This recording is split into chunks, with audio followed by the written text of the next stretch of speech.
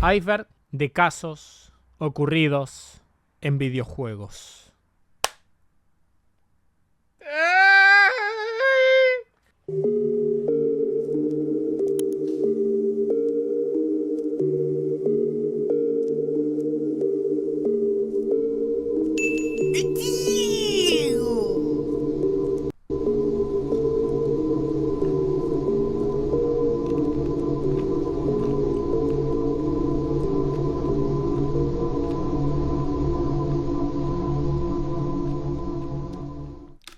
¿Ese no es el Roblox?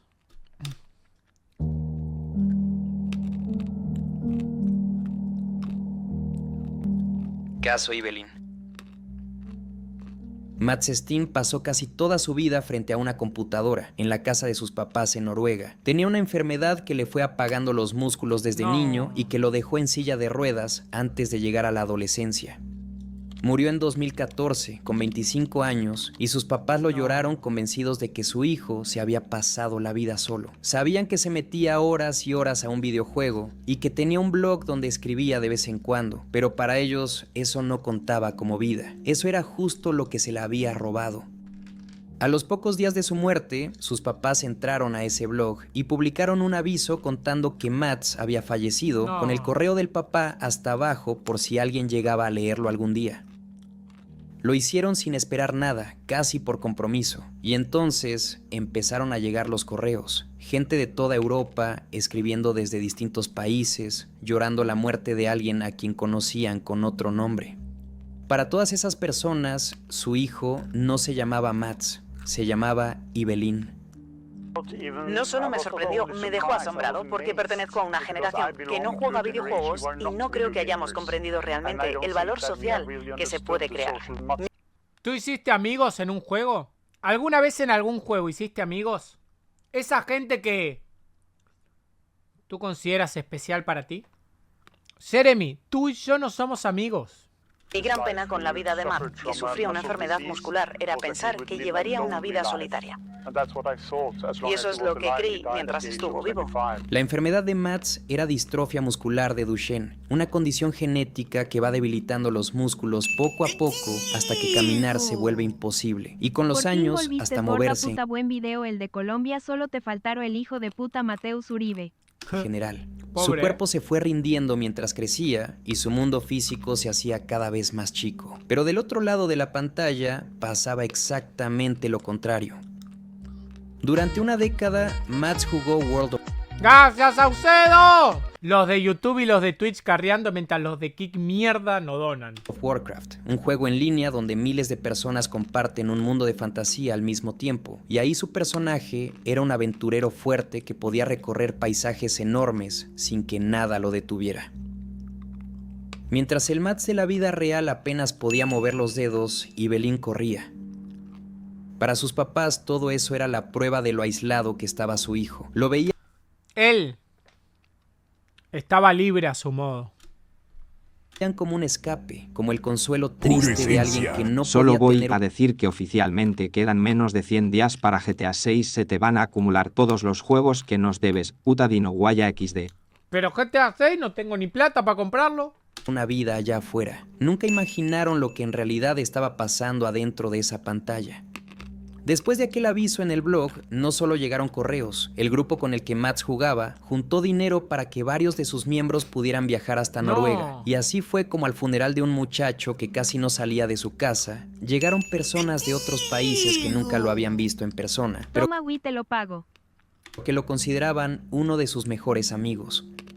Uno de ellos incluso habló durante la ceremonia y contó que en ese mismo momento había gente por toda Europa prendiendo velas por Mats. Sus papás estaban viendo con sus propios ojos a esa vida que juraban que su hijo nunca tuvo.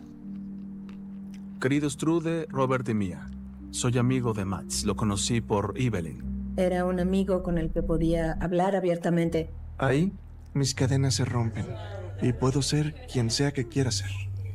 Y no creo que estuviera consciente del enorme impacto que tuvo en muchas personas. Tuvimos una cita en forma, incluso me dio flores. No, me va a volver loco. No, amigo. porque adentro del juego, Mads había construido justo eso. Tenía amigos de años con los que había vivido peleas y reconciliaciones como en cualquier amistad de verdad. Se había enamorado de una jugadora holandesa y habían tenido un romance entre sus personajes. Y hasta había cambiado la vida de gente que ni conocía en persona, como una mamá danesa que no lograba conectar con su hijo autista y que reconstruyó esa relación gracias a Evelyn porque él le sugirió que jugara con el niño dentro del juego. Ahí fue donde madre e hijo se dieron su primer abrazo, uno virtual, antes de lograrlo en la vida real. No, Evelyn, solo más duro del sistema. Ah, solo más duro del sistema, Evelyn. Lo duro que iba. Nada de eso lo sabía la familia que lo quería fuera de la pantalla, porque para ellos Evelyn simplemente no existía. Nos cuenta la historia de una mujer que tiene un hijo con autismo y le costaba mucho conectar con él. Trataba incluso de abrazarlo y él la rechazaba como si fuera una desconocida. Ella jugaba World of Warcraft, conoció a Evelyn y fue Evelyn quien le propuso tratar de conectar con su hijo desde el juego. Evelyn ayudó a reparar este vínculo, le ayudó al hijo de esta mujer a sumarse a la comunidad aventurera y a través de sus personajes se abrazaron por primera vez en quién sabe cuánto tiempo antes de volver a abrazarse en el mundo físico. Esto puede sonarle como una tontería a muchos, pero yo creo que no es poca cosa. Las relaciones humanas adoptan muchas formas y aquí Mads, o bien Evelyn, tuvo un impacto poderoso en esta, y ese es uno de varios ejemplos. Tuvo toda una relación con una mujer que encontraba en World of Warcraft un refugio de otra circunstancia. Evelyn incluso llegó a tener la reputación de mujeriego y llegó a pelearse con sus amigos, a provocar fricciones, a distanciarse. No es que Mads viviera en el juego una vida perfecta, y ese es el punto. No era una vida perfecta, era una vida con amor y dolor y amistad y peleas y reconciliación. Con los años la historia llegó a oídos del cineasta noruego Benjamin Ree, que decidió reconstruir esa vida secreta. Y aquí viene lo increíble, porque el grupo con el que Mads jugaba había guardado los registros de todo lo que se escribía dentro del juego. Eran 42,000 páginas de conversaciones que Mads y sus amigos habían tecleado a lo largo de una década.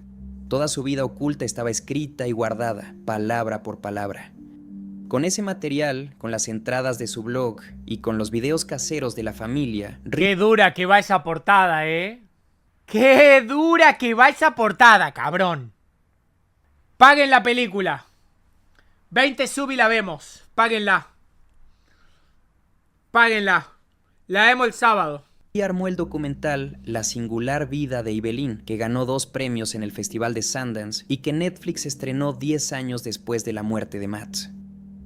Blizzard, la empresa que hace el juego, ya le había puesto un memorial dentro de World of Warcraft desde antes de que el documental existiera, porque la historia de Mads se había vuelto famosa años atrás gracias a un reportaje noruego. En una pequeña isla de un lago del mapa, hay una réplica exacta de la tumba real de Mads en Noruega, con todo y el grabado de un zorro que su familia mandó tallar en la lápida, porque de niño Mads cargaba a todos lados un zorrito de cerámica que era su tesoro. Cuando el documental se estrenó, miles de jugadores que nunca lo conocieron empezaron a peregrinar hasta esa tumba virtual, a dejarle flores y a prenderle velas. El problema es que cada vela se apaga a los 15 minutos, así que la gente sigue llegando con más y más para que el tributo no se interrumpa. Sus papás contaron que Matt siempre dijo que quería ser recordado. 10 años después de su muerte, hay desconocidos de todo el mundo cuidando que la luz de su tumba no se apague. Doom corriendo dentro Duro, durísimo. de seres vivos. En 1993 salió Doom, uno de los videojuegos más importantes de su época. Años después, cuando su código quedó disponible para que cualquiera pudiera modificarlo, los programadores comenzaron a adaptarlo para toda clase de aparatos. Como es un juego antiguo y relativamente ligero, no necesita una computadora moderna para funcionar, así que con suficiente ingenio puede instalarse incluso en dispositivos que jamás fueron diseñados para jugar. ¿Qué?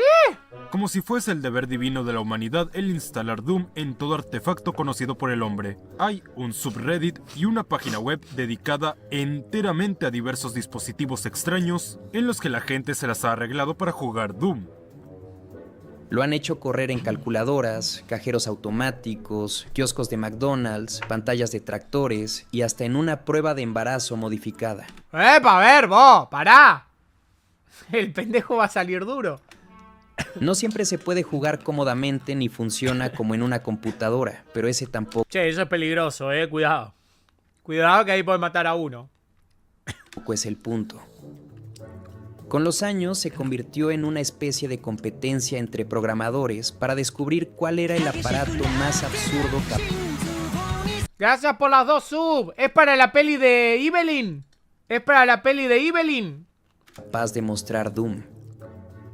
De ahí salió el meme de que si algo tiene pantalla y procesador, tarde o temprano alguien va a intentar instalar Doom. En 2024 apareció una pantalla capaz de correr Doom que no tenía un solo circuito adentro. La construyó Lauren Ramlan, una estudiante de doctorado en ingeniería biológica del MIT. Bueno, faltan 18. Lo que armó parece una placa de laboratorio común, una superficie transparente con una cuadrícula de 1536 pósitos. Cuando manda la señal, esa placa empieza a brillar sola. Algunos puntos se encienden con una luz verdosa, mientras otros se quedan negros. Y si te alejas un poco, la forma que aparece es la primera imagen de Doom, el arma en primer plano y el pasillo abriéndose al frente. Es la pantalla más lenta que existe, pero es una pantalla. Porque de alguna manera se tenía que ver, utilizaron bacterias fluorescentes para simular un pequeño monitor de 32 por 48 píxeles. Logro desbloqueado. El problema de esto es que para cambiar de fotograma en fotograma te toma alrededor de Yo me masturbé en el Doom. 70 minutos. Lo que está brillando ahí adentro es E. coli, la misma bacteria que todos traemos viviendo en el intestino. Ramlan las modificó genéticamente para meterles una proteína fluorescente, que es una proteína que hace que la célula emita luz, y después armó la forma de controlarlas cuando ella quisiera. Cada pocito tiene una colonia adentro, y cada colonia es un píxel, así que cuando el juego pide que ese punto se ilumine, esas bacterias responden, y cuando no, se quedan a oscuras. Lo extraño es que la imagen no está proyectada sobre ellas. Ellas mismas la forman. Millones de organismos se encienden al mismo tiempo y terminan dibujando una escena de Doom sin saber que están armando un arma que apunta hacia un pasillo vacío. Cada imagen tarda unos 70 minutos en aparecer y después las bacterias necesitan cerca de 8 horas para apagarse. Así bueno, está, no juego más entonces. Que para ver avanzar el juego una sola vez habría que esperar más de 9 horas. Ramlan calculó que terminar Doom completo así tomaría 599 años. La partida podría empezar hoy y nadie que esté vivo alcanzaría a ver el final. Lo que logró hacer fue que las bacterias prendieran o se apagaran y fueran bioluminiscentes según ciertos estímulos, güey. Sácate a la verga. Ajá, como si fueran píxeles, güey. ¿Ya viste a dónde voy, cabrón? La cura del SIDA no, pero hacer el Doom con bacterias sí, ¿no? Lo contraje de verdad.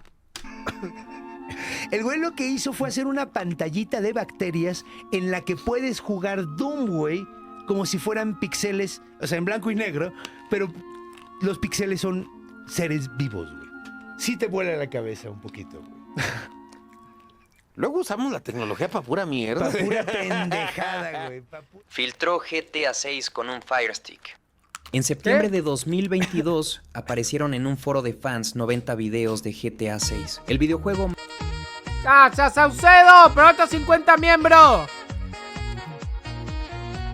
Más esperado del planeta. Uno que Rockstar Games ni siquiera había anunciado y del que no se conocía ni el nombre oficial. Nadie había visto un solo segundo de ese proyecto y de repente estaba todo regado por internet. Fue la filtración más grande en la historia de los videojuegos. Lo primero que pensó todo el mundo fue que había sido un ataque de un grupo de... ¡No! ¡No cuenta eso! Faltan las 18 para la peli. Hackers con recursos entrando a los servidores de una de las empresas más grandes del gaming, pero no. Había sido un solo chico de 17 años encerrado en el cuarto de un hotel. Arion Curtage estaba en ese hotel bajo protección de la policía. Ya lo habían detenido antes por otros hackeos y estaba en libertad bajo fianza esperando su sentencia, así que lo tenían vigilado en un cuarto de hotel con la condición de que no tuviera nada de computadoras ni internet. Y aún así, encontró la forma. Compró un Amazon Fire Stick, uno de esos aparatitos que conectas a la tele para ver Netflix y que cuesta como 500 pesos, y lo enchufó al televisor del cuarto. Le sumó un teléfono y con eso armó su estación de trabajo. Desde ahí, con la tele de un hotel como monitor, se metió a Rockstar. Entró al sistema interno de mensajes de la propia compañía y dejó un aviso diciendo que si nadie lo contactaba por Telegram, en 24 horas empezaría a soltar el código fuente, que es básicamente el plano secreto con el que están construidos los juegos. Poco después publicó los clips y parte de ese código. A Rockstar el hackeo le costó como $5 millones y miles de horas de trabajo para recuperarse. Kurtage era pieza clave de un grupo llamado Lapsus que ya se había metido antes con empresas gigantes como Uber, Nvidia y la telefónica británica BT. El hackeo a Rockstar lo hizo mientras estaba detenido por esos otros ataques. Cuando llegó el juicio salió otra parte del caso. 17 años tenía, ¿no? Una criatura. Buenas noches primero que todo. ¿Cómo has estado, gordita? Bien. ¿Qué película están pagando para ver si me animo a pagar? La historia de un chico que era paralítico en la vida real y tenía una vida en el World of Warcraft y lo que pasó con su muerte y cómo la gente le rindió tributo en el juego. Kurtage tiene autismo severo y los psiquiatras determinaron que no estaba en condiciones de enfrentar un juicio normal. Por eso el jurado no tuvo que decidir si era culpable, sino únicamente si él había hecho todo de lo que lo acusaban. Y aún bajo custodia seguía diciendo que, en cuanto pudiera, iba a volver al cibercrimen. También se puso violento, acumulando decenas de reportes por destrozos y personas lastimadas. En diciembre de 2023, un juez lo sentenció a quedarse internado de forma indefinida en un hospital psiquiátrico de seguridad, y ahí se iba a quedar hasta que los doctores decidieran que ya no era un peligro para la gente. Podían ser meses o podía ser el resto de su vida. Terminó siendo unos 2 años. Igual 17 años no tiene ni en pedo, ¿eh? Hace unas semanas, justo cuando GTA 6 por fin iba a salir, Kurtage salió del hospital. Pero no quedó libre, porque lo pasaron a una prisión normal donde espera un nuevo juicio. Ese juicio está fijado para noviembre de 2026, el mismo mes en que se estrena el juego que él filtró 4 años antes de que nadie debiera verlo.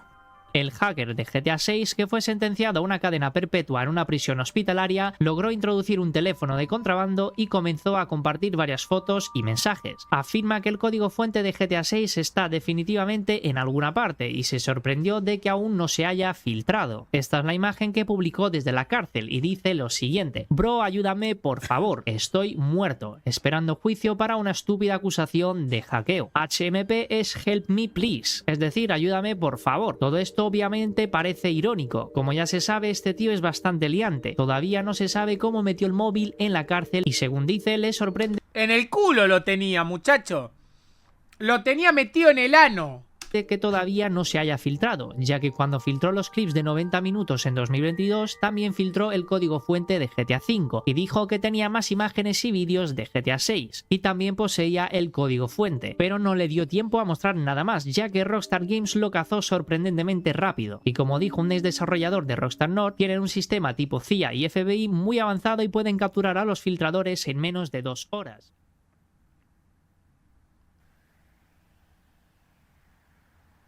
Ay, level 2. ¡Ay, no! ¡Ay, me paniqueo! Venezolanos sobreviven matando dragones. ¡Ay, venezolano! En plena crisis en Venezuela, miles de personas descubrieron que el dinero falso de un videojuego valía más que la moneda real de su país. ¿Qué?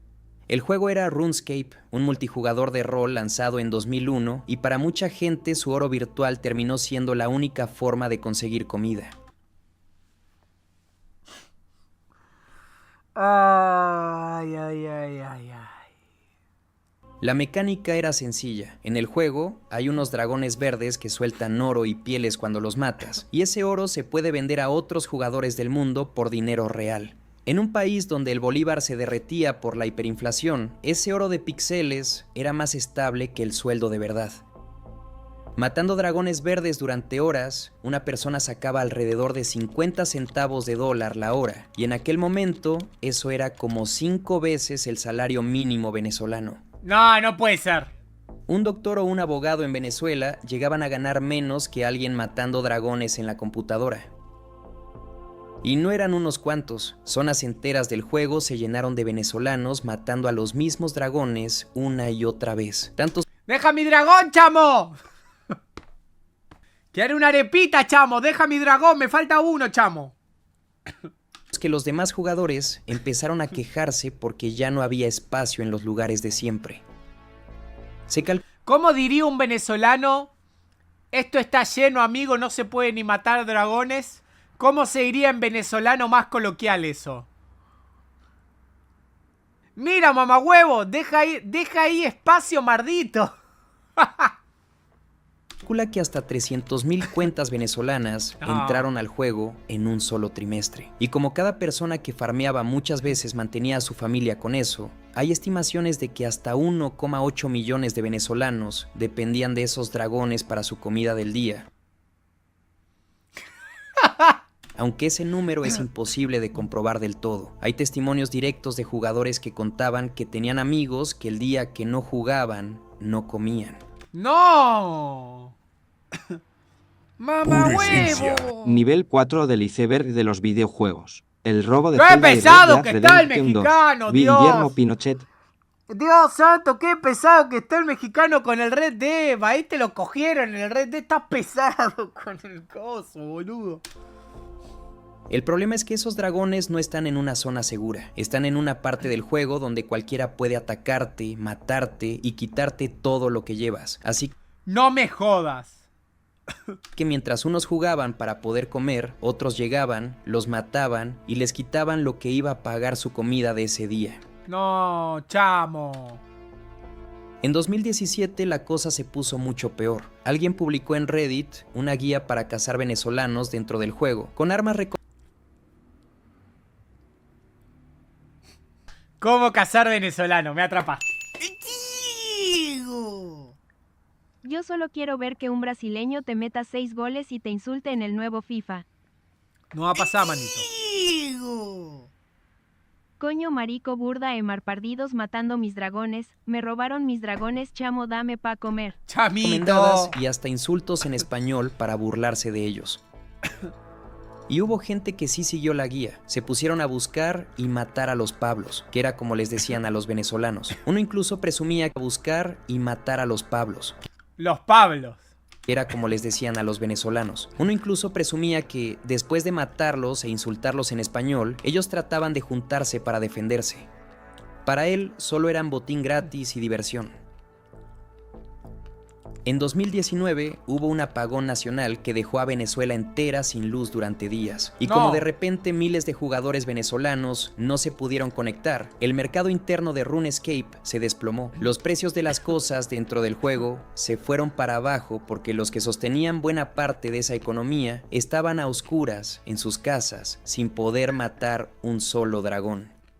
No, lo que ocurre es que originalmente empezaron a jugarlo los venezolanos, empezaron a conseguir plata. En su inicio era un poco fácil. Después la barrera de entrada empezó a complicarse. Porque, ¿qué pasa? Muchos jugadores anglosajones empezaron a decir, che, loco, hay un montón de jugadores nuevos que están entrando, en general con nicks en español, que no saben jugar. No me jodas, Wii, y pensé que la aplicación de Rappi era la única aplicación donde tryhardeaban Wii, Baby Rage. Y cargan mucho oro.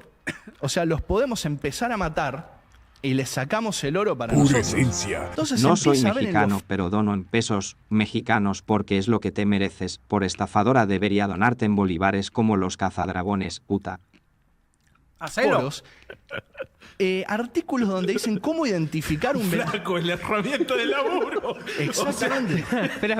Me matas el personaje, no come mi familia. Exactamente. Claro. Pero empezaban a jugar cada vez más venezolanos. Llegaron a ser el 70% de un juego que tenía el récord Guinness. Así que imagínate, era mucha gente.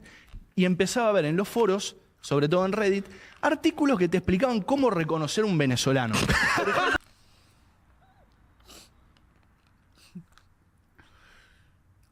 ¿Cómo reconocen ustedes un venezolano, chicos? Por el tamaño de la mochila. No es mala. Una era pegarle y atacarlo y insultarlo en español. Si te contestaba en español es que era un venezolano. Tenías que ir, recontramatarlo y sacarle todo el oro. ¿Pero qué le decían cara de arepa, boludo? Pero pará. Puto, ¡pum! Lo mataban. Pero pará. O sea, lo que había que hacer era reconocer si era venezolano, porque entonces de esa manera le matabas el personaje y sí o sí tenía una bocha de oro. Era muy factible que tenga una bocha de oro y que no sepa pelear. O sea, era una piñata el chaval. Exactamente. Entonces, Boludo, pero literalmente estabas matando de hambre a una familia. Si les está gustando el video, suscríbanse al canal. Pobre familia que no comió, hermano. Ya estamos cada vez más cerca del 1.000.000 y me ayudarían muchísimo. Y activen la campanita para que YouTube les avise cada que suba un video nuevo. Seguimos. Cadáver quemado de Half-Life 2. ¿Qué? El 16 de noviembre de 2004 salió Half-Life 2 para PC, la secuela de uno de los juegos de disparos más importantes de la historia. Poco después, los jugadores comenzaron a notar un detalle bastante peculiar. En las cloacas y en otras partes del juego aparece un cadáver completamente quemado, tirado ¡el quemado! en el suelo. Tiene el cráneo expuesto y solo conserva algunos restos de piel y tejido en el rostro. Dentro de los archivos del juego, este cuerpo aparece con el nombre Corpse01.mdl.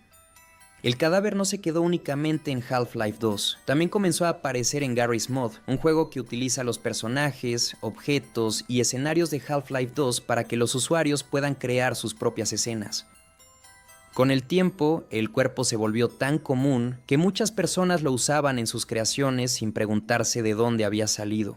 Todos daban por hecho que simplemente era un modelo muy realista creado por los artistas de Valve. Así se quedó la cosa 18 años. En diciembre de 2022, alguien subió a Reddit unas fotos que decía haber sacado de un manual de medicina forense, esos libros que usan los peritos para estudiar cadáveres y causas de muerte. En los comentarios, un usuario se dio cuenta de que una de esas fotos, la de un hombre con la cara quemada, era idéntica al cuerpo de Half-Life 2. ¡Era el quemado! La gente empezó a comparar las dos imágenes lado a lado y The Burned One. Las quemaduras, las cavidades del cráneo y la distribución de la carne carbonizada encajaban punto por punto. No era que Valve se hubiera inspirado en la foto para modelar algo parecido, era la foto pegada directamente sobre el modelo. La única edición que encontraron fue que Valve copió el ojo derecho del cadáver y lo puso también del lado izquierdo para completar la cara. Todo lo demás es la fotografía tal cual. O sea que cada persona que pasó junto a ese cuerpo en el juego durante casi 2 décadas estaba viendo la cara real de un muerto sin saberlo. Un youtuber llamado Richter Overtime, que se dedica a documentar la historia de los juegos de Valve, armó un video con toda la comparación y ahí fue cuando el caso llegó a los medios. Kotaku, The Gamer y varios sitios más lo confirmaron. Y sobre el hombre de la foto se dice que fue víctima de la mafia, que le quemaron la cara con un soplete, porque en la imagen original el cabello está completamente intacto mientras el resto del rostro está carbonizado, algo que solo se logra con un fuego dirigido. La razón por la que ese rostro terminó dentro del juego viene de las primeras etapas de desarrollo de Half-Life 2. Al principio, el juego iba a tener un tono mucho más oscuro y crudo, pero Valve decidió suavizarlo antes del lanzamiento. Aún así, algunos elementos de esa versión original se quedaron, y Corpse01 fue uno de ellos. Valve nunca explicó por qué usó esa fotografía ni cambió el modelo. Con el tiempo, los propios fans crearon modificaciones para reemplazar el rostro por uno ficticio. Incluso en Half-Life 2 RTX reconstruyeron el cuerpo desde cero y eliminaron por completo la imagen original. Pero en la versión de 2004 sigue apareciendo exactamente igual, tirado en las alcantarillas de City 17 y con el rostro de aquel hombre real. Violación en el metaverso. Esto pasó en 2023. Una adolescente británica de menos de 16 años estaba usando unos lentes de realidad virtual en su casa. ¡Su puta madre! Había entrado a una sala en línea donde varias personas convivían usando avatares, personajes digitales que te representan y copian los movimientos que haces en la vida real. Dentro de esa sala, varios hombres adultos que ella no conocía rodearon a su avatar y lo atacaron secretamente entre todos, mientras los demás usuarios que estaban ahí lo veían todo. Pregunto, ¿no podías sacártelo? O sea, yo pregunto, ¿no se puede apagar eso? ¡Eso es anti-roll! Yo no sé cómo funciona la realidad virtual y eso, pero ¿no podía sacarse el coso y apagarlo? Cuando llevaba menos de 1 hora en la aplicación, fue invitada a una fiesta. Primero se muestra a 2 avatares masculinos acercarse a ella y compartir una especie de bebida digital. Le hacen comentarios explícitos. Ahí las cosas se pusieron violentas, pues otra persona abusó de ella mientras le gritaba y le decía cosas de índole sexual. Ella no lo vio desde fuera como quien está viendo un video en una pantalla. Lo vivió en primera persona desde dentro de los lentes, porque la realidad virtual está hecha para que tu cerebro sienta que ese avatar es tu cuerpo. Pero no te lo podés sacar, o sea, yo pregunto, ¿no te lo podés sacar? Cuando se quitó los lentes, seguía en su casa y no tenía ninguna herida. Pero la experiencia se había sentido lo bastante real. Esto es como cuando estás jugando un partido de Foot Champion, te vas ganando 5-0 y tirás del cable. Si la concha de tu madre, tirás del cable y te vas. Y empezás a vender a todos los jugadores porque ninguno da la talla. Como para afectarla. Su familia fue a la policía y con esa denuncia arrancó la primera investigación del Reino Unido por una violación. No, no es serio. No es serio que la... No, no es serio. No es serio, no es serio. No, no es serio, no es serio, no es serio. No es serio, no es serio, no es serio. No, no es serio. No, no es serio. Ocurrida completamente dentro de un mundo virtual. Los oficiales que la atendieron dijeron que la muchacha cargaba un trauma comparable al de una víctima de la vida real y que ese daño le iba a durar más que cualquier herida física.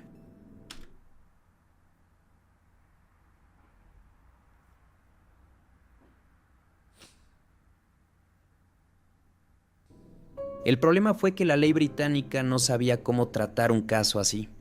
Para que exista una agresión sexual, tiene que haber contacto físico sin consentimiento. Y aquí nadie había... Bueno, igual, si vas a una fiesta con Swag Daddy 69, a ver, yo creo que no va a ser una fiesta donde vamos a leer literatura, donde vamos a estudiar a Charles Dickens. No sé, a ver, Swag Daddy 69 no me inspira mucha confianza a mí, ¿no? Y además mira esa skin. Tocado físicamente a la menor. Los abogados explicaron que, para acusar a los responsables, tendrían que reconocer a su avatar como si fuera una persona real, algo que ninguna ley reconoce.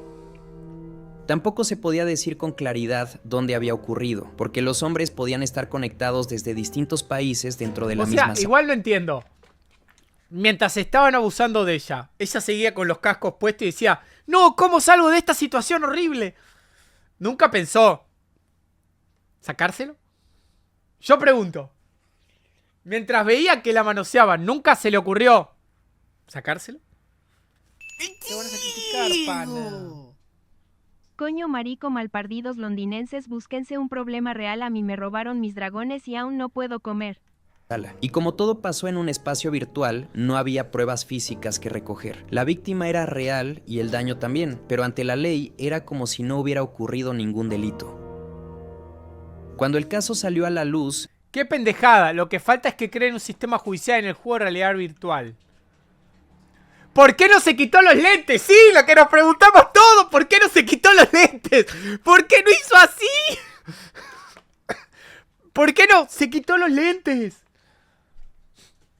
En enero de 2024, mucha gente dijo que era absurdo gastar recursos en perseguir algo ocurrido dentro de un videojuego, sobre todo cuando miles de violaciones reales ni siquiera terminaban en cargos.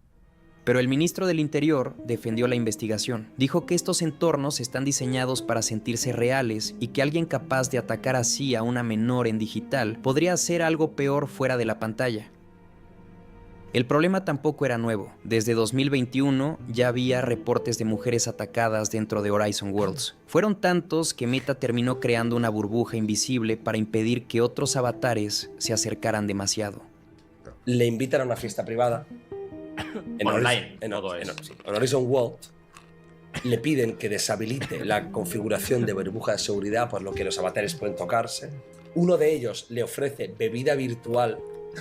Uno de ellos le dice que se girara para poder hacerlo. ¿Cómo hacerlo? Que le están tocando en el metaverso. Lo nota, en plan, porque me están tocando. los joysticks vibran cuando te tocan. Hostia. Entonces ella en ese momento dijo que esto es un acto no consensuado, que la experiencia es confusa, desorientadora, etc. Le puso entre asteriscos la viola. Swag Daddy 69, 2 puntos, asterisco, la viola, asterisco.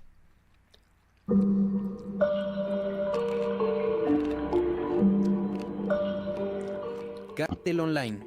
Papá. Bueno. Todos los días, al salir de la escuela, Diego se encerraba a jugar Xbox. Tenía 15 años y vivía en Coyoacán, en plena Ciudad de México, lejísimos de cualquier frontera. Un día de 2021, en una de esas partidas, alguien lo contactó. Meses después iba a terminar del otro lado del río Bravo, entregado al crimen organizado. ¿Qué? ¡Qué rápido escaló todo!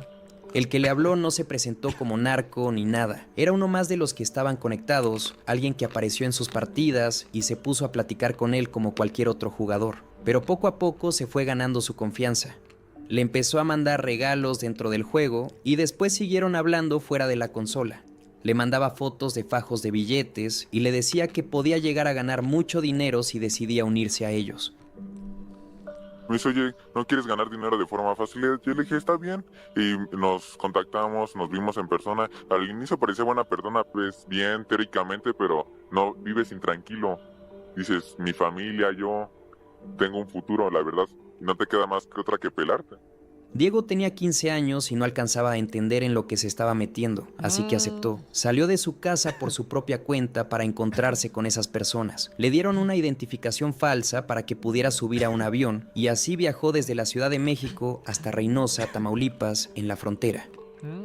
Pero no iba solo. En el mismo grupo había otros 5 menores a los que habían convencido de la misma forma, contactándolos por videojuegos y prometiéndoles que iban a ganar muchísimo dinero.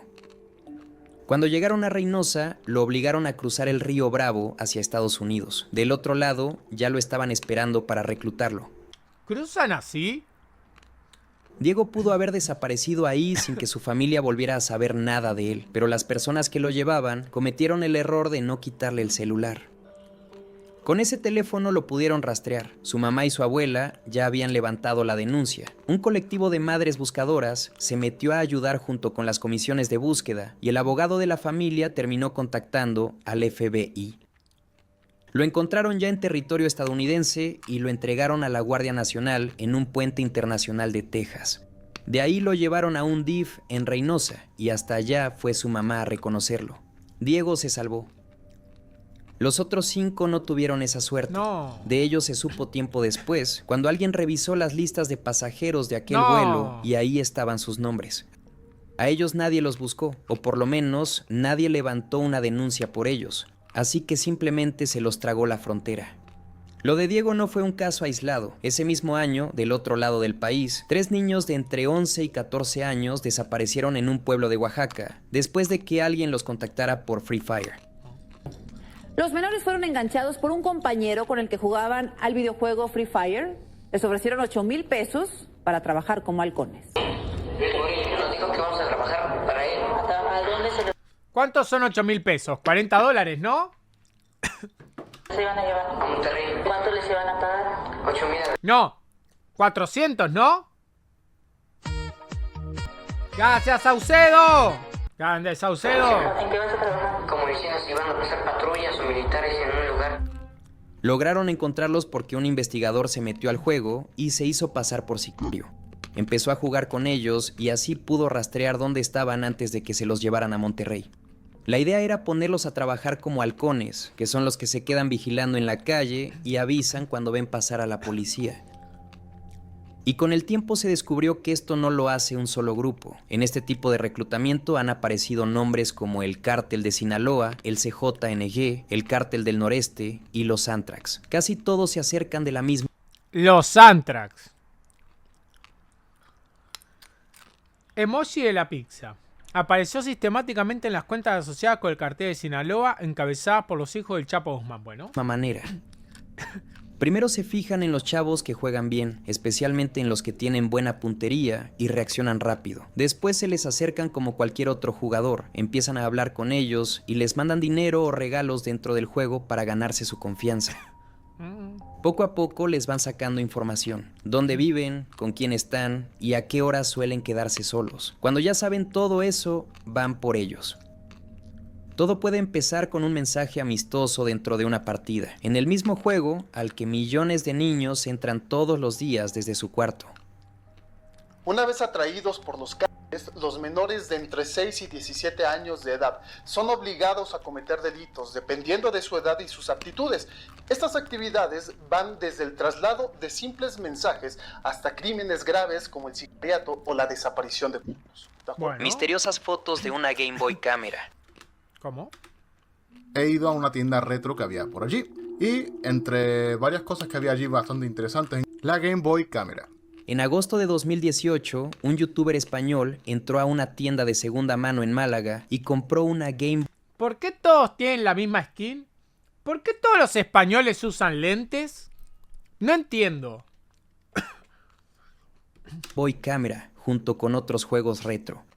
La Game Boy Camera es un accesorio que Nintendo sacó en 1998 y que convertía la consola en una cámara de fotos muy primitiva.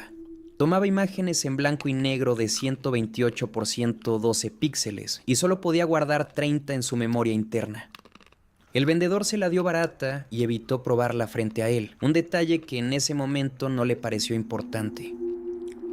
Ya en su casa conectó la cámara para revisarla y se encontró con que la memoria estaba llena. Adentro había 30 fotografías del dueño anterior. Las primeras 12 eran completamente normales. Salía un niño sonriendo que seguramente era el dueño original de la cámara. Había retratos que parecían de su familia y también fotos de coches de juguete. ¡Qué divertido! En una de las imágenes, alguien había dejado escrito el nombre David como comentario. El problema empezó en la foto número 13. Ahí aparecía un cuerpo tirado en el suelo con varias personas paradas alrededor mirándolo.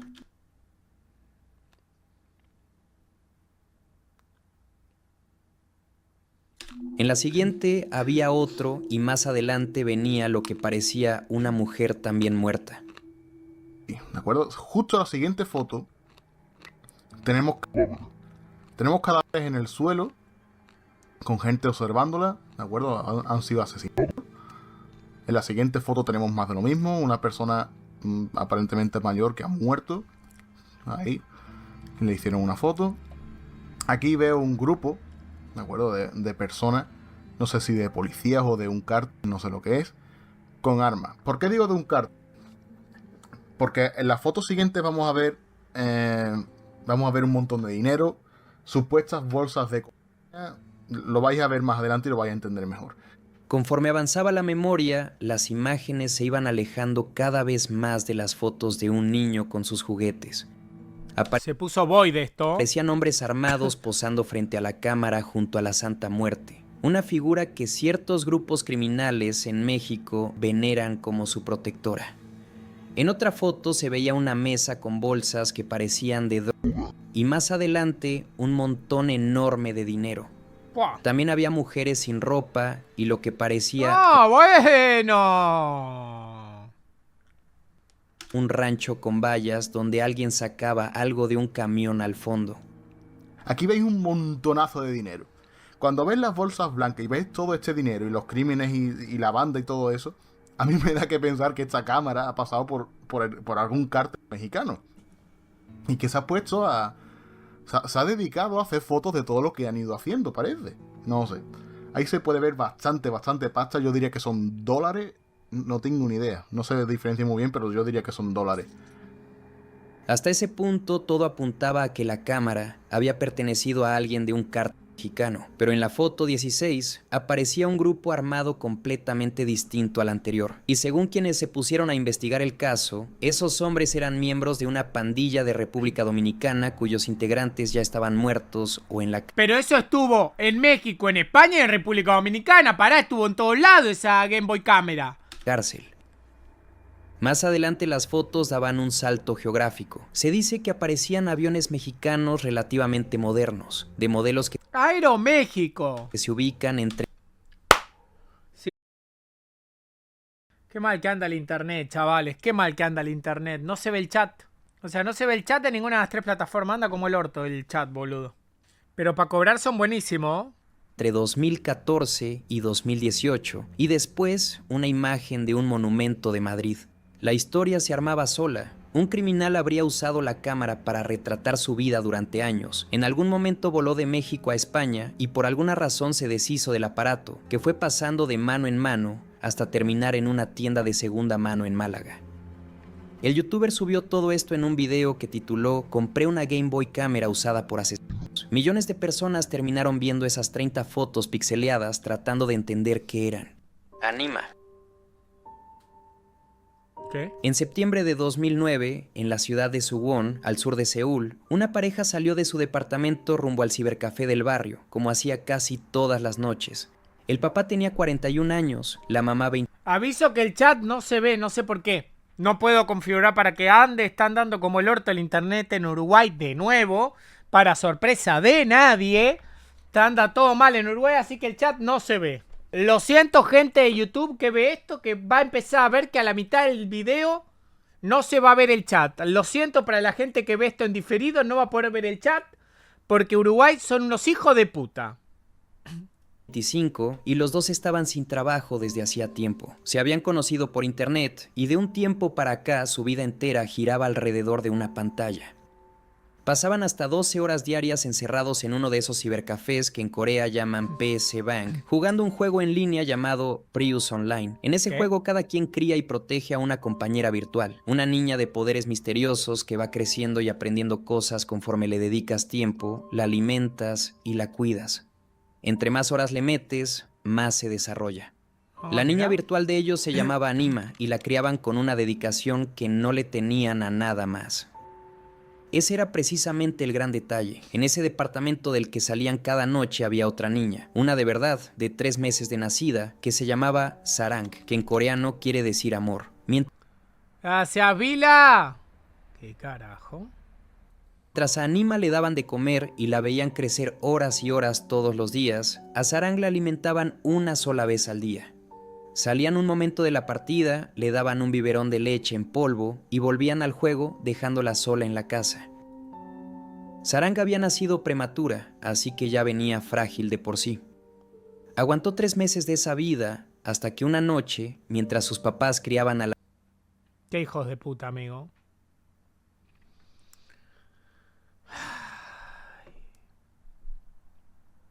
Pobre niña, hermano.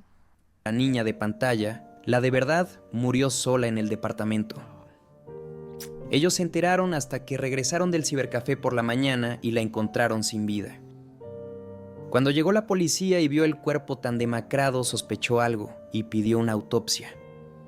El resultado fue que Sarang había muerto de desnutrición después de mucho tiempo sin comer bien. Y lo que hicieron los papás al ver a su hija muerta tampoco ayudó, porque en lugar de quedarse a responder se dieron a la fuga y se escondieron en casa de un familiar al norte de Seúl.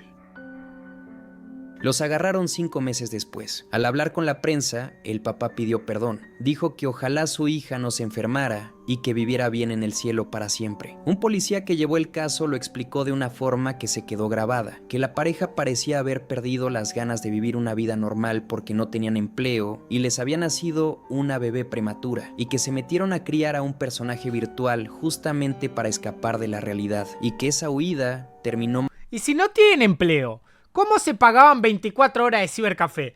Vamos a chequear cuánto valía. ¿Cuánto vale el cibercafé? ¿Cuánto cuesta estar toda la noche en un cibercafé en Corea? 11 dólares. No.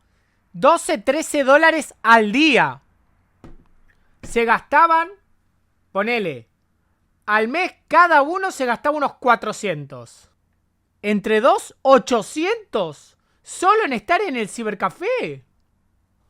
Solo en estar en el puto cibercafé. Matando a su hija real. El caso fue tan impactante y alucinante que años después hicieron un documental sobre ellos llamado Love Child, que incluso se estrenó en el Festival de Sundance. Was there any remorse shown by this couple in court? Yes, there was very considerable remorse. His wife was tearful, virtually inaudible, and certainly did appear very contrite. And in a final twist to this story, the wife of the couple is now pregnant with a second child. Ah, bueno. No, bueno. No. Lo tienen que pedir. Mr. Kim said, I think of our baby in heaven. I will be guilty until the day I die. But given that he is soon to be a father again, he pleaded for clemency.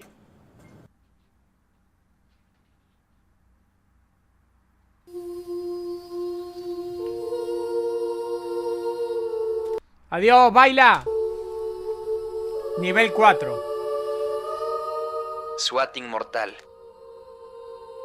El 28 de diciembre de 2017, Andrew Finch salió de su casa en Wichita para ver por qué había patrullas afuera. 10 segundos después, un policía le disparó directo en la cabeza y lo mató. Tenía 28 años, 2 hijos, y no entendía qué estaba pasando ni por qué la policía había llegado hasta su casa. An innocent man with no connection to the game. He was shot and killed by police who thought he was reaching for a gun. Todo empezó por una apuesta de $1 con 50 centavos. Casey Viner y Shane Gaskill estaban jugando Call of Duty en línea y los dos iban en el mismo equipo en una partida donde habían apostado ese dinero. El problema fue que en pleno juego, Gaskill mató por accidente a un compañero de su propio equipo y por esa muerte perdieron la partida y con ella la apuesta. Viner se puso furioso porque por culpa de Gaskill acababa de perder su dinero y lo amenazó con mandarle un swatting. Para quien no sepa qué es el swatting, básicamente consiste en mandar a un equipo armado de la policía a la casa de otra Las bromitas de los yankees. persona con una denuncia falsa. Se volvió popular entre algunos gamers como si fuera una simple broma pesada, pero en realidad es algo extremadamente peligroso. El nombre viene de los equipos SWAT, las unidades tácticas de élite de la policía en Estados Unidos. La persona llama a emergencias e inventa que en una casa hay alguien armado, un secuestro, un asesinato, alguien con rehenes o algo por el estilo. La policía cree que es real y manda a un equipo fuertemente armado. La víctima puede estar jugando tranquilamente desde su habitación, cuando de pronto le tiran la puerta, entran varios policías apuntándole con armas y la obligan a ponerse en el suelo. Entre gamers se usaba como venganza. Si el rival estaba transmitiendo, toda su audiencia veía cómo la policía entraba a su cuarto y lo sometía frente a la cámara. Esa era la No sé por qué me parece tan poco gracioso eso. gracia para quienes lo hacían. Humillarlo en vivo usando policías de verdad. Gaskill le respondió a Viner retándolo a que lo hiciera y le pasó una dirección diciendo que ahí vivía, pero esa dirección era vieja y ya no era suya. Ahí vivía ahora Andrew Finch con su familia, alguien que no jugaba Call of Duty, que no conocía a ninguno de estos tipos y que no tenía nada que ver con nada. Pobre tipo. Viner no hizo la llamada él mismo. Contactó a Tyler Barris, un tipo de Los Ángeles Sos vos, X, subite los auriculares. conocido en el ambiente por hacer esto de manera profesional, alguien que ya llevaba años haciendo llamadas falsas como esta por todo el país. Barris marcó al 911 de Wichita, haciéndose pasar por un hombre desesperado. Dijo que le había disparado a su papá en la cabeza, que tenía a su mamá y a su hermano de rehenes a punta de pistola, y que estaba pensando en prenderle fuego a la casa con todos adentro. Con esa llamada llegaron 10 policías y 3 agentes más a rodear la casa de los Finch. Ninguno era del equipo táctico entrenado para situaciones de rehenes, pero todos llegaron convencidos de que adentro había un tipo que ya había matado a alguien. Cuando Andrew abrió la puerta y salió, confundido, un oficial llamado Justin Rapp le disparó desde lejos. Andrew alcanzó a levantar las manos y las bajó, y en ese movimiento el policía jaló del gatillo. ¿Qué? Adentro encontraron a 4 personas más, ninguna herida, ninguna en peligro, porque nunca hubo ningún secuestro. El que disparó dijo primero que creyó que Andrew traía un arma. Después, ya en el juicio, admitió que nunca vio ninguna arma y que le disparó por cómo movió las manos. Nunca lo acusaron de nada y siguió trabajando como policía.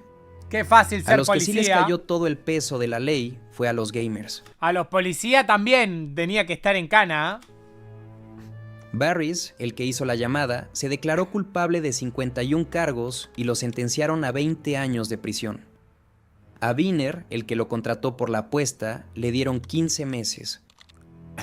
Gaskill, el que dio la dirección falsa, 18 meses. Años después, la ciudad de Wichita le pagó $5 millones a la familia de Andrew para cerrar la demanda. Todo por $1.50. Everything they did that night was wrong. Laws were broken, like our rights were just thrown out the window. Nothing was right from that night. Nothing. And it has destroyed a family, and we haven't even... How are we going to go on? Like, it's just not right. Qué duro, ¿eh? And they don't care. Jugaba GTA mientras mataba. En diciembre de 2022, este caso lo vi, es durísimo. Natalie McNally fue asesinada dentro de su casa en Lurgan, Irlanda del Norte. La golpearon, la estrangularon y la apuñalaron. Tenía 32 años, estaba embarazada de 15 semanas y esperaba un niño. Mientras la atacaban, Natalie creía que su novio estaba en su casa haciendo una transmisión en vivo jugando videojuegos. Su novio era Stephen McCulloch, un youtuber gamer que tenía un canal con decenas de miles de suscriptores. Esa noche, en su canal apareció una transmisión de 6 horas donde supuestamente estaba jugando GTA Vice City con un gorro de Santa. Chill, ¿no? Para cualquiera que entrara a verlo, incluida Natalie, él estaba en su cuarto frente a la consola, pero en realidad no estaba ahí. Hey, and we're live. Hello, everyone. Yeah, a little bit out of the blue, this, isn't it? But, hang on, my levels are just a nightmare. There we go, bring that down a little bit. And that could be a little bit better framed, but, that's the fun of being live. Yes, so, hello to all in this glorious... McCulloch había grabado esas 6 horas 4 días antes. Esa noche... Claro, wow, es lo mejor de estar en vivo. Claro, chicos, estoy en vivo. Estoy en directo, recuerden, estoy en vivo. No dudes que estoy en vivo, amigo. Hoy estamos en directo, aquí en vivo. Claro, sabes que estamos en vivo. Estamos. Solo puso el video a correr como si fuera un directo real. Mientras la transmisión seguía sola, él se disfrazó, tomó un camión hacia el pueblo donde vivía Natalie, caminó hasta su casa y la mató. Después se regresó en taxi. Al día siguiente volvió a la casa de ella, actuó como si acabara de encontrar el cuerpo y llamó a emergencias para decir que su novia estaba muerta. Al principio su coartada sí le funcionó. Lo arrestaron al inicio de la investigación, pero lo soltaron porque el directo parecía demostrar que estaba en su casa cuando ocurrió el asesinato. Entonces quedó libre y ahí empezó una parte todavía más enferma. Fue al velorio de Natalie, recibió abrazos de la familia de ella, dejó que lo consolaran como si fuera el novio destruido y hasta intentó culpar a un ex de Natalie. Pero no se quedó ahí. En una de las veces que fue a visitar a la familia, dejó su teléfono escondido a propósito dentro de la casa, grabando el audio, para después escuchar si ellos sospechaban de él. Para ver si amigo, estaba re loquito, amigo. Mientras tanto, los investigadores empezaron a revisar la transmisión con más detalle. Los expertos analizaron sus aparatos y descubrieron que ese supuesto directo no era en vivo. Había sido grabado 4 días antes del asesinato. En el mismo video, McCulloch les decía a sus seguidores que no podía responderles por un problema técnico. Esa era la excusa. Con razón, Flequillo, no aprendí y justo se te cayó el chat. Seguro la estás matado en este momento, HDP. No, estoy en vivo. Estoy en vivo, amigo. Estoy en vivo. ¿Sabes? Estoy en vivo, amigo. Mira, tira una sub para que te agradezca. Porque estoy en vivo. Perfecta para que nadie notara que no estaba interactuando en tiempo real. Cuando lo confrontaron, él terminó aceptando que la transmisión sí estaba pregrabada. Y cuando volvieron a revisar ese video sabiendo eso, encontraron varios detalles. En una parte, McCulloch dice que necesita matar a esta perra y que va a acabar con ella, como si solo estuviera hablando de una misión del juego. Minutos después, mientras sigue jugando, se le escapa el nombre de Natalie deformado entre groserías, como si parte de lo que traía en la cabeza se hubiera filtrado en medio del video. A esa transmisión la había llamado Violent Night, que significa noche violenta. Absolutely.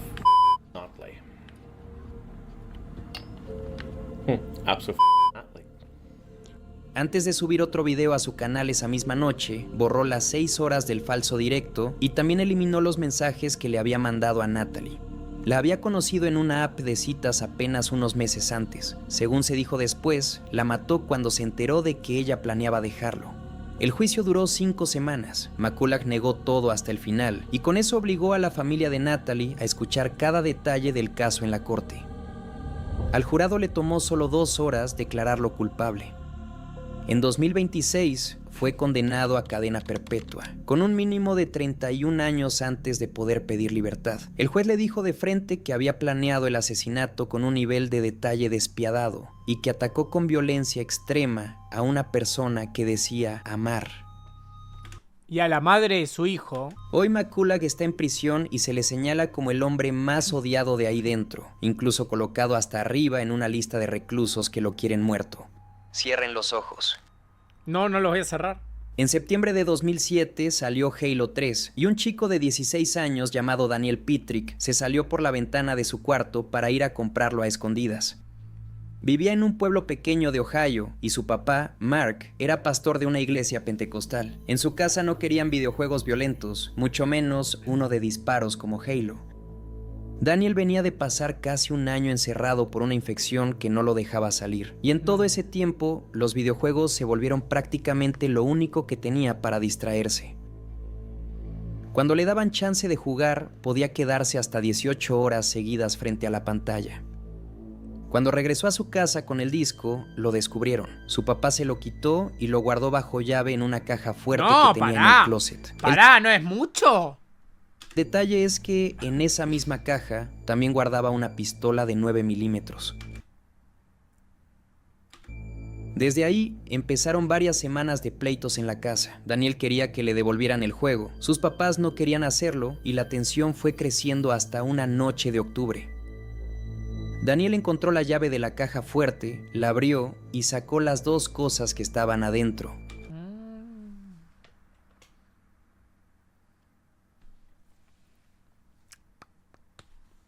Te va a hacer cerrar los ojitos, ¿eh? Te va a hacer cerrar los ojitos a ti. Sus papás estaban sentados en la sala viendo un partido de béisbol cuando Daniel entró y les pidió que cerraran los ojos porque tenía una sorpresa para ellos.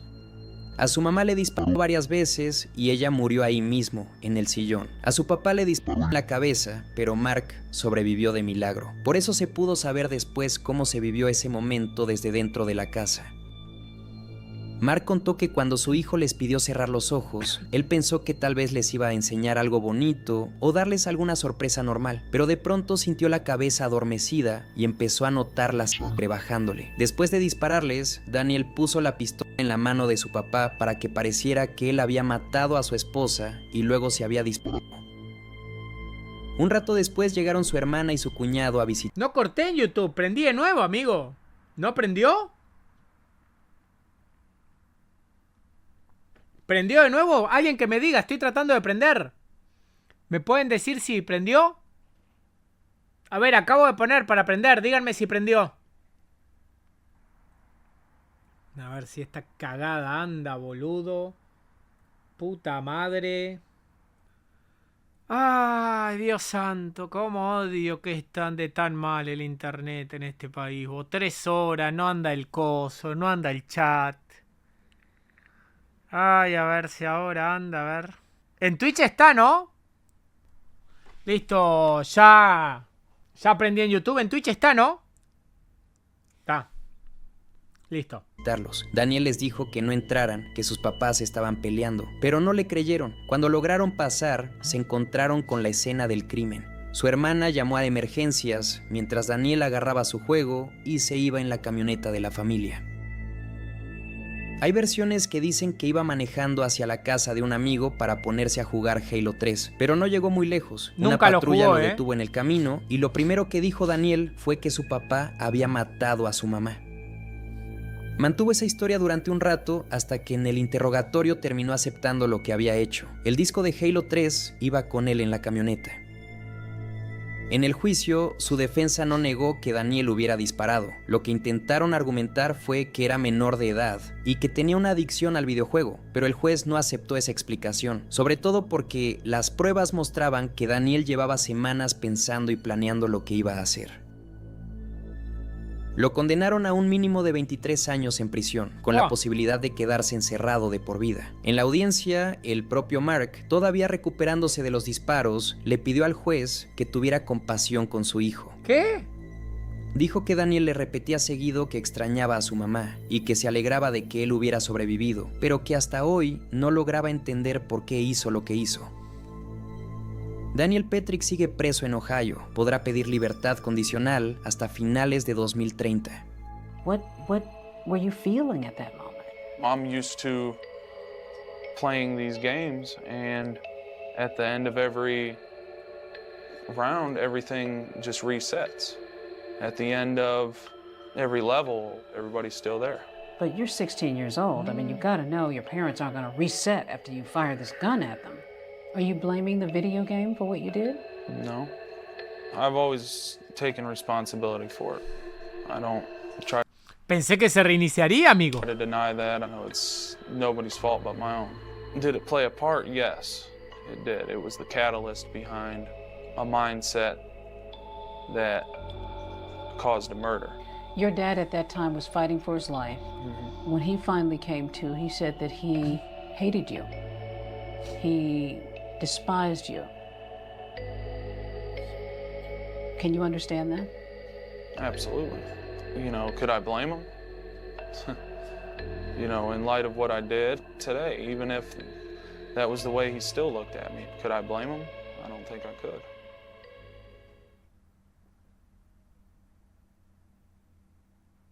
Ay, no. ¡Ay, no! Nivel 5, no.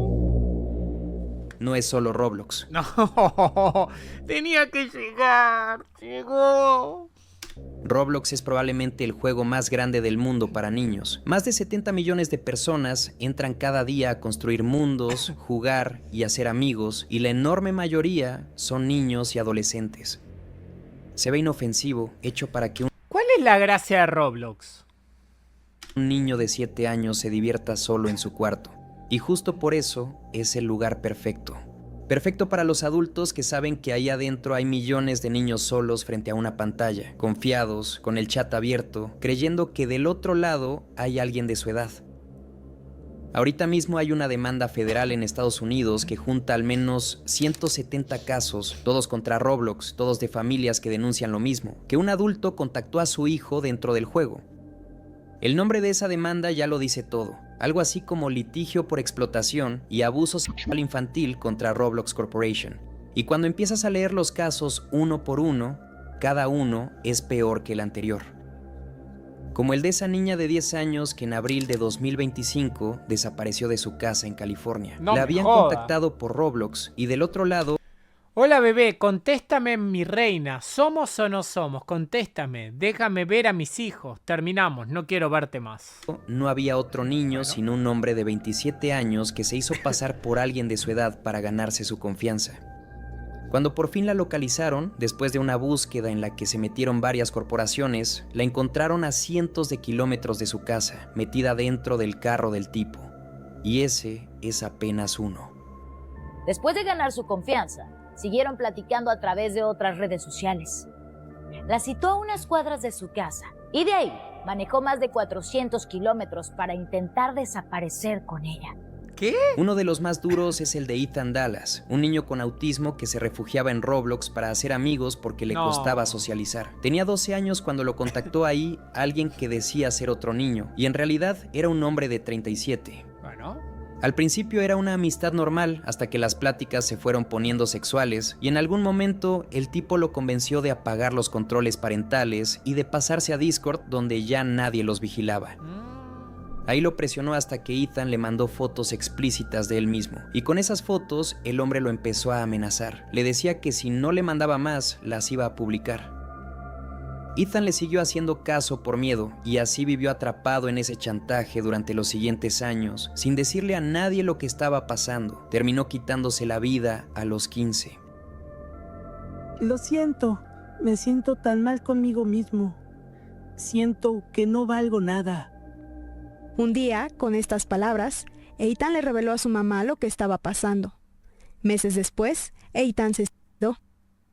La ¡No forma me en que jodas! operan casi siempre es la misma. El adulto se mete al juego fingiendo ser un niño, hace amistad ahí adentro donde todo parece inofensivo, y una vez que se gana la confianza, mueve la conversación a otras aplicaciones como Discord. Ahí es donde vienen las fotos, los videos y en algunos casos los encuentros en persona. Con la presión encima, el CEO de Roblox, David Baszucki, aceptó sentarse en un podcast del New York Times a dar la cara justo por esto, por los depredadores en su... Y como pone ahí... ¿Quién fue la que preguntó? Puta madre, se cayó el micrófono. Juliet.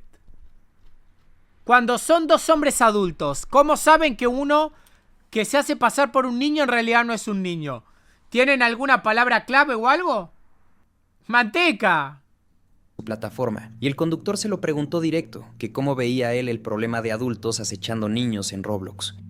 Y lo que salió de su boca fue que él no lo veía tanto como un problema, sino más bien como una oportunidad. Y no fue algo que se le fue de las manos como muchos pensarían. Se puso a explicar que hablaba de la oportunidad de negocio, del mercado gigante de los videojuegos y de todo lo que Roblox podía crecer ahí dentro.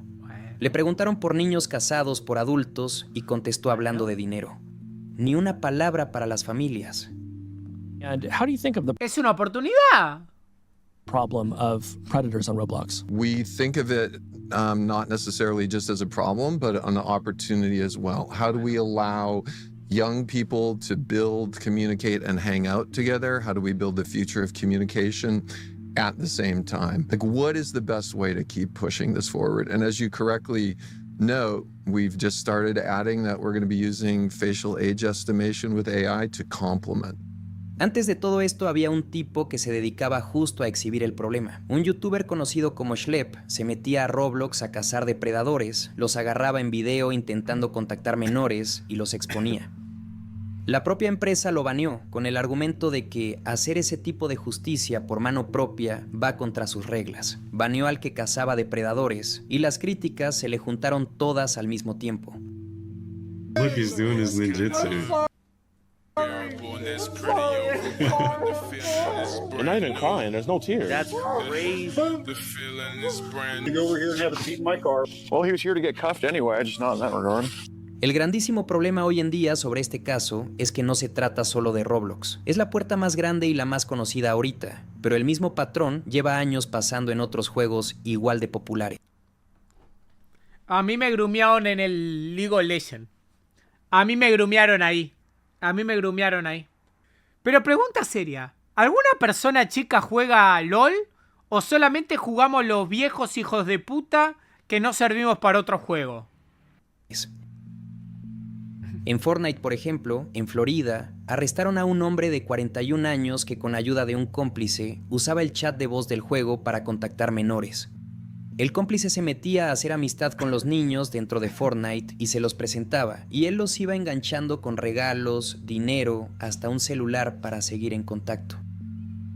La policía llegó a pensar que podía haber hasta 20 víctimas, y no fue un caso aislado, porque tan solo el año pasado en Estados Unidos sentenciaron a otro por usar Fortnite para enganchar a niños haciéndose pasar por menor, y detuvieron a otro que le exigía imágenes explícitas a un niño de 8 años a cambio de jugar con él. Con Minecraft es parecido. Un niño de 8 años, ¡qué hijo de puta! El juego se ve inofensivo, pero los servidores privados donde no hay nadie moderando se han vuelto lugares documentados donde ocurre exactamente lo mismo. De hecho, ha habido operativos donde policías se hacen pasar por niños de 14 y 15 años dentro de estos juegos. Y en una sola redada en Nueva Jersey cayeron 24 hombres que intentaban enganchar menores, entre ellos, curiosamente, un policía y un bombero. El hilo que conecta todos estos casos es el mismo. Son los juegos donde están los niños, con chat abierto y con controles que en teoría existen pero que casi nadie activa. Y del otro lado hay adultos que saben perfectamente dónde buscar. Roblox es el que tiene 170 demandas encima y un dueño que habló de oportunidades. Pero el problema es de todo un modelo donde a un niño lo pueden contactar mientras juega y sus papás ni cuenta se dan. Wonderland en Second Life. En 2007, un reportero de Sky News llamado Jason Farrell recibió información sobre cierto lugar oculto dentro de Second Life, y para entender bien la profundidad del caso, hay que recordar lo grande que era Second Life en ese momento. No era cualquier jueguito raro perdido en internet, era un mundo virtual enorme, donde la gente se hacía un avatar, compraba terrenos, ponía negocios, iba a fiestas, hablaba con otros usuarios. ¿Y por qué no hacían eso en la vida real? Yo pregunto, ¿por qué en lugar de ir a fiestas y todo en Second Life, ¿por qué no lo haces en vida real? O sea, pregunto, ¿por qué? Y básicamente armaba una segunda vida dentro de la computadora. Pero el lugar del que le hablaron a Farrell no era parte de esa idea bonita de tener otra vida en internet. Estaba detrás de la barda de un centro comercial virtual y se llamaba Wonderland. Cuando Farrell entró, lo que vio parecía un parque para niños. Había columpios, resbaladillas y avatares con apariencia infantil esperando ahí. El problema es que no estaban ahí jugando. En cuanto Farrell se acercó... Porque los boliches son una juntadera de enfermos mentales, violadores y trolas. God, ¿no? God, ¿no? Esos avatares empezaron a ofrecerse por dinero. Las personas detrás de esos avatares decían ser mayores de edad, pero eso no hacía que la situación fuera menos grave. Al contrario, significaba que había adultos entrando a ese lugar precisamente para buscar personajes con apariencia de niños. A eso dentro del juego le llamaban Age Play, que básicamente era usar un avatar de niño siendo adulto. Y no siempre había algo sexual detrás, había gente que simplemente entraba para jugar a ser niño sin ninguna intención extraña. Pero lo que ocurría en Wonderland era otra cosa. Ese lugar se había convertido en un punto de encuentro para pedófilos, funcionando a plena vista dentro de una de las plataformas más grandes de internet en esa época. Yo pude crear el avatar que ustedes están viendo acá porque un usuario me dio dinero. Obviamente yo no hice ningún tipo de roleplay, sino que yo me dedico a mostrarles a ustedes cómo ellos me pagan solamente por entrar, solamente por ir a su casa. Aquí es donde ustedes se van a empezar a aterrar y a asustar por las cosas que me empieza a decir esta persona. Bueno, llegamos a su casa. Al entrar en su casa, pero esta persona dice que tiene hijas y al final dice que también hace cosas más 18 con sus propias hijas. El tema es que su hija dentro de Second Life es ella misma, que tiene otra cuenta y hace esto y es muy extraña. Farrell reportó Wonderland a la policía británica y después hizo su propia investigación. Al día siguiente de que el reportaje salió al aire, Linden Lab, la empresa dueña de Second Life, cerró el lugar y por un momento parecía que ahí había terminado todo. Pero Farrell volvió, cambió la apariencia de su avatar y regresó al terreno donde antes estaba Wonderland, que ahora se encontraba completamente vacío. Aún así, la gente seguía llegando. Eran los mismos usuarios de siempre, entrando sin entender qué había pasado. Uno de ellos, como si no fuera gran cosa, le compartió una lista con otras 50 zonas de Child Play dentro de Second Life, como si solo le estuviera pasando una recomendación más del juego. Y ahí quedó claro que Wonderland no era un caso aislado. Era apenas una de muchas zonas parecidas que seguían activas dentro de la plataforma. Farrell hizo un segundo reportaje, entró a varias de esas islas y encontró prácticamente lo mismo. Y mientras esto pasaba en el mundo de habla inglesa, en Alemania se destapó algo mucho peor. Un programa de televisión alemán descubrió que dentro de Second Life no solo se simulaba, sino que había un grupo intercambiando material real de abuso infantil, imágenes de verdad, usando la plataforma como punto de distribución. Con eso el caso dejó de ser un asunto de avatares y se volvió un delito de los más graves. La información llegó a un fiscal en la ciudad de Halle, un tal Peter Vogt, que dijo que esperaba atrapar pronto al usuario que compartía esas imágenes. En Alemania, hasta la pornografía infantil virtual se castiga con hasta 3 años de cárcel, así que la investigación iba en serio. Linden Lab respondió diciendo que no toleraba la representación de actos sexuales con menores dentro de Second Life y que iba a cooperar con la policía. También banearon las cuentas de 2 usuarios que aparecían en actos simulados, una mujer de 27 años y un hombre de 54. Además prometieron implementar un sistema de verificación de edad para evitar que menores entraran a las zonas adultas del juego. Lo que este caso dejó ver fue algo muy fuerte. En un mundo donde cada persona podía darle a su avatar la forma que quisiera, hubo gente que decidió verse como un niño y hubo otra gente que llegó buscando exactamente eso. Y la plataforma, en la práctica, dependía de que los mismos usuarios denunciaran lo que encontraban. El problema es que quienes conocían esas zonas eran precisamente los que menos intención tenían de reportarlas. De todo ese operativo dentro de Second Life, el usuario que Peter Vogt dijo que esperaba atrapar pronto nunca fue identificado públicamente. Escriben kids y miren, montones de grupos relacionados con cosas para niños, ¿ven? Imágenes, montones de cosas más. Si ustedes escriben algo un poco más subido de tono, como la palabra sucio, obviamente ya van a aparecer diferentes tipos de grupos que estén relacionados con temáticas raras. En algunos casos obviamente pueden ser diferentes tipos de imágenes o de gente que ocupe fotos reales. No puedo mostrar eso acá, pero sí hay grupos que tienen acá una portada real y esto sí ya es mucho más fuerte. Game over familiar. Game over. En enero de 2022, una mujer y 3 de sus hijos aparecieron muertos a tiros dentro de su casa en Kana, Pakistán. La madre se llamaba Nahid Mubarak, tenía 45 años y trabajaba en el sector salud. Junto a ella encontraron a su hijo mayor, Taimur, de 20 años, y a sus 2 hijas, Manur, de 15, y Janat, de apenas 10. El único sobreviviente era Zain Ali, el hijo de en medio que tenía 14 años.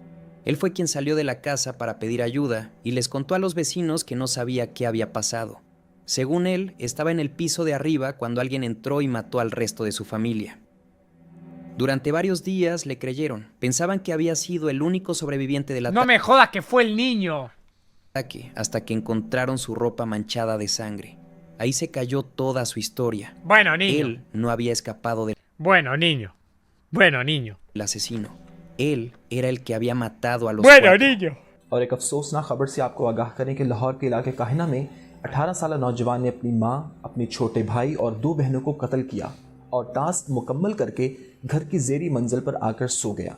Cuando finalmente confesó, contó que pasaba casi todo el día encerrado en su cuarto jugando PUBG, un videojuego de disparos donde cientos de jugadores compiten hasta que solo queda uno vivo. Su mamá lo regañaba seguido porque se la pasaba jugando en lugar de estudiar.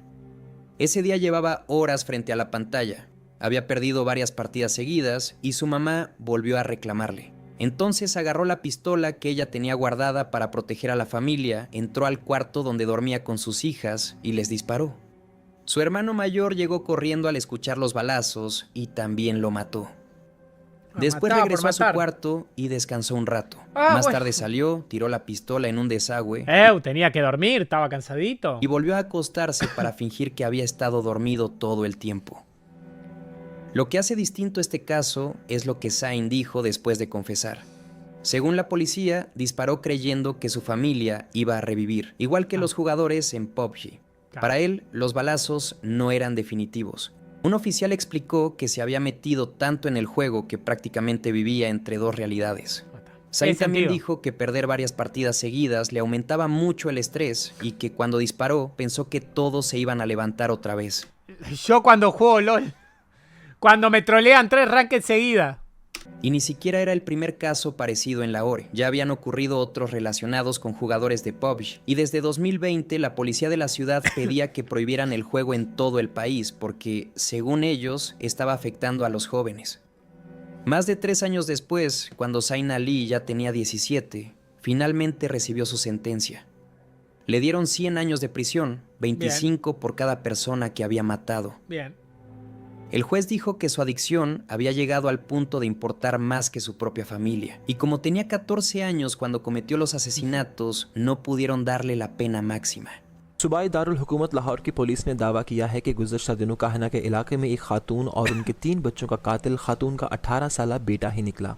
Press पिस्तौल से अपनी वालिदा, छोटे भाई और 2 बहनों को कत्ल किया और टास्क मुकम्मल करने के बाद घर की ज़ेरी मंजिल पर आकर सो गया. पंजाब पुलिस के तर्जुमान के मुताबिक दौरान तफ्तीश मुलजिम ने बताया कि पबजी गेम में बार-बार शिकस्त की वजह से वो ज़हनी दबाव में था और उसने ये सोचकर अपने भाई, बहनों और वालिदा पर गोलियां चलाईं कि गेम की तरह ये सब लोग दोबारा जिंदा हो जाएंगे. पुलिस के मुताबिक मुलजिम ने ये काम घर में मौजूद अपनी वालिदा के पिस्टल से किया. ये केस सामने आने के बाद पंजाब पुलिस ने पबजी पर पाबंदी आयद करने के लिए सूबाई और वफाकी हुकूमतों से सिफारिश Oye, amigo, ¿cómo no te das cuenta de eso, tonto? Tiene todo el sentido del mundo. की है क्योंकि इस गेम के आदी नौजवान अपने टास्क मुकम्मल करने के लिए पुरतशद्दुद कार्रवाइयों में मुलव्विस हो जाते हैं.